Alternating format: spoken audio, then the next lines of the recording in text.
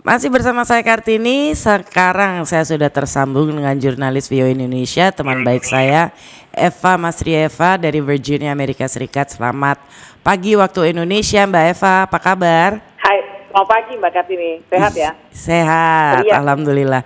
Oke, entah kenapa ya Amerika nih kayaknya jadi ladang untuk pemberitaan ya, karena nggak pernah habis untuk diberitakan.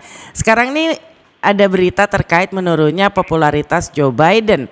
Nah loh, kayaknya waktu itu orang menggebu-gebu untuk mengikuti pemilihan presiden agar supaya Trump tidak terpilih lagi, dan ternyata memang tidak terpilih. Yang jadi presiden akhirnya Joe Biden. Tapi sekarang popularitasnya malah menurun. Sebenarnya apa yang terjadi, Mbak Eva? Dan apa sebabnya popularitasnya menurun?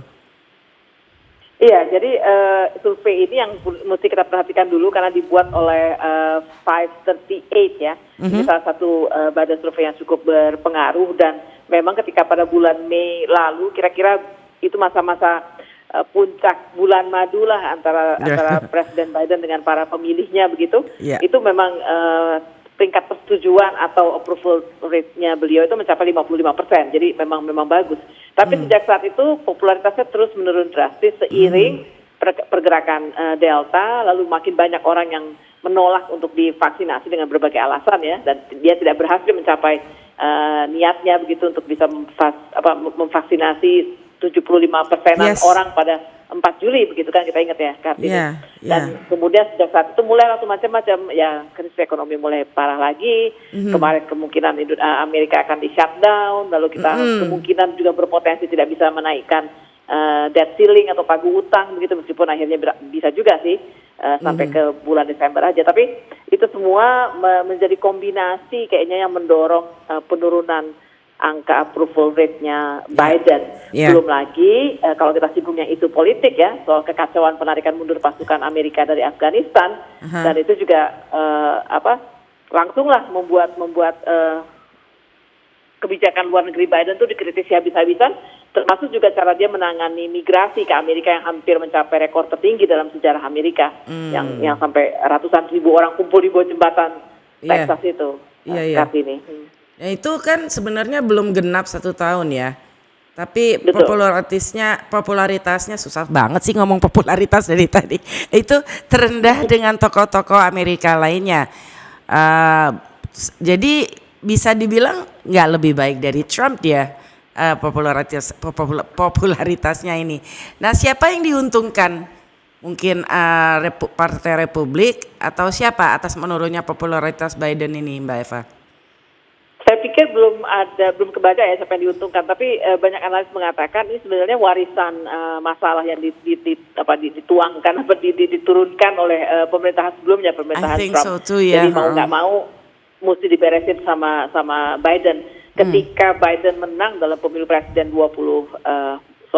November lalu ya, dan kemudian dilantik 20 Januari misalnya, orang punya harapan tinggi sekali. Wah, kita mudah-mudahan bisa segera berantas COVID, dan memang terbukti ketika di bulan-bulan pertama Januari, Februari, Maret itu kan angka vaksinasi melonjak drastis karena orang memang eager ya untuk segera divaksin dan bisa sembuh begitu. Lalu memang angka jumlah orang yang dirawat inap, kasus baru, kasus meninggal turun drastis, dan dia dianggap berhasil.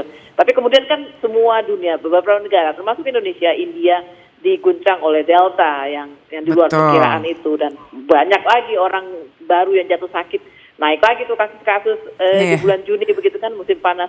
Jadi kekecewaan orang mungkin mulai terpupuk, dan puncaknya itu tadi ada penarikan mundur pasukan Amerika, ada migrasi orang dari Honduras, Ekuador dan sebagainya. Ditambah yang sekarang ini yang kecil-kecil inilah potensi itu kemarin ya, government shutdown dan kemungkinan kita gagal bayar. Tapi semua sih setuju bahwa ini merupakan warisan masalah yang pasti dihadapi Amerika dan juga banyak negara lain, dan dalam pertemuan di Bank Dunia semua negara menyampaikan hal yang sama sih saat ini. Yeah, no country is rich enough to beat the COVID ya Mbak ya. Betul. Oke, nah bagaimana dengan para pendukung Biden nih? Di Partai Demokrat sendiri kayaknya udah mulai goyang gitu. Dan mereka tidak terlalu kompak ya Partai Demokrat untuk membantu pemerintahan Biden-Harris. Nah, tanggapan dari partainya sendiri dan juga Partai Republik sebagai oposisi itu apa, Mbak? So far sih memang justru melihat geliatnya Partai Demokrat menunjukkan bahwa ada demokrasi di dalam tubuh partai itu karena ada suara yang berbeda kan. Kita lihat bagaimana ketika di zamannya Partai Republik paling yang bersuara beda sama Trump itu cuma Mitt Romney dulu ya, lalu almarhum John McCain misalnya. Tapi selebihnya tuh nunut manut sama beliau. Mau bilang A ya A, mau B ya B, ya Romney lah dan Biden dan McCain ketika itu yang berbeda.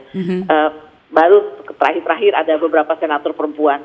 Tapi yang di Demokrat memang ada 2 senator yang kuat dan memang dibilang against sih enggak against, tapi tampil beda begitu ya. Dia bahkan sampai dikerubutin sama para pendukungnya Biden yang militan begitu. Satu laki-laki, satu perempuan. Yang laki-laki John Manchin, yang perempuan saya lupa namanya siapa. Tapi itu menunjukkan gairah di dalam Demokrat untuk melihat isu approval rate-nya Biden ini sih, Kartini. Tapi saya pikir baik juru bicara Gedung Putih Jasaki berusaha untuk meredam kegundahan warga ya, karena poll ini baru keluarnya sih akhir minggu lalu. Minggu ini sih udah nggak terlalu banyak jadi isu lagi karena kita lagi menghadapi isu yang lebih besar yaitu kelangkaan sembako. Nah orang lebih ngadepin ini nih dibandingkan mikirin Biden tambah populer apa tambah nggak populer gitu. Oke, Mbak tadi menyebutkan kelangkaan sembako. Nah ini di Amerika Serikat nih. I mean mereka punya corn belt, whatever belt, farm belt gitu ya. Di Amerika Serikat kan mereka sebagai negara maju, tapi mereka agrarianya pun bagus gitu. Nah sekarang nggak kebayang kalau di Indonesia ada penumpukan di mana di pelabuhan-pelabuhan gitu. Kalau di Amerika sebenarnya apa yang sedang terjadi sih sebenarnya sekarang di Amerika, Mbak? Ya, jadi kurang lebih barangkali sederhananya adalah ketika pandemi virus corona terjadi, itu kan banyak orang yang kehilangan mata pencarian, pengangguran, jadi menganggur begitu ya. Dan ketika itu mungkin ada banyak stimulus datang dan orang merasa tertolong dengan stimulus dan mereka mulai melakukan pekerjaan-pekerjaan yang sederhana yang bisa dikerjain dari rumah atau yang di UKM-UKM kecil gitu. Nah, kita banyak sekali kehilangan misalnya orang-orang yang tadinya dirasa mungkin dia nilai nggak penting, padahal justru mereka memainkan peranan signifikan, misalnya supir truk atau supir bus.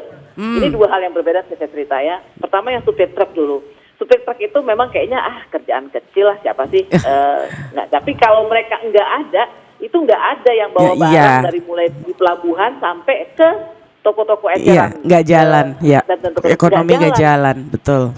Benar, jadi dan juga buru-buru pelabuhan yang orang pikir udah ada komputer ini, ya komputer siapa yang gerakin? Nanti komputer bisa mikir sendiri, mindahin barang tweet gitu kan? Iya.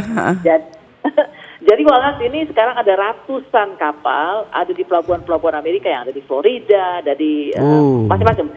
Dan mereka nggak bisa masuk karena nunggu ngantri. Kenapa? Karena di pelabuhannya nggak ada orang untuk bongkar muat, baik yang mengoperasikan alat dan komputer maupun supir-supir truk.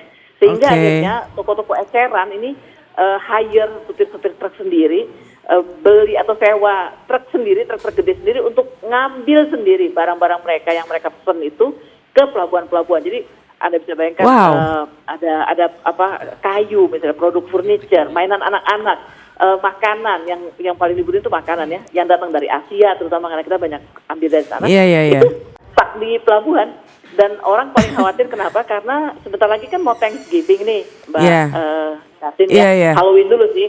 Betul, Halloween. Iya, betul. Ini kan Thanksgiving di Amerika tinggi banget nih konsumerisme di Amerika. Itu toko-toko yang kosong bikin orang panik kan, orang kita nggak bisa ngerayain Halloween, bisa belanja. Waduh. Untuk pertama kalinya bisa kumpul-kumpul nih. Wah, kita nggak bisa Thanksgiving dong. Untuk pertama kalinya keluarga bisa ngumpul setelah 1 tahun lebih gitu kan. Jadi mereka mulai panik. Wah ya, kalau kita ya yang biasa kita makan aja yang nggak ada nih, beras misalnya atau mie goreng, that's it. Iya. Kalau dibandingkan Amerika dengan Indonesia nggak ada Thanksgiving misalnya, kita waktu udah 2 kali kalau nggak salah kita Lebaran juga fine aja gitu. Jadi mungkin mereka Thanksgiving nggak ada kalkun, terus nggak ada cranberry sauce kayak gitu mungkin mereka panik ya.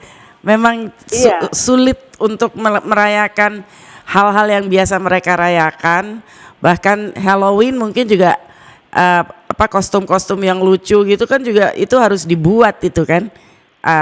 Jadi semuanya seperti itu ya Mbak Eva ya. Oke.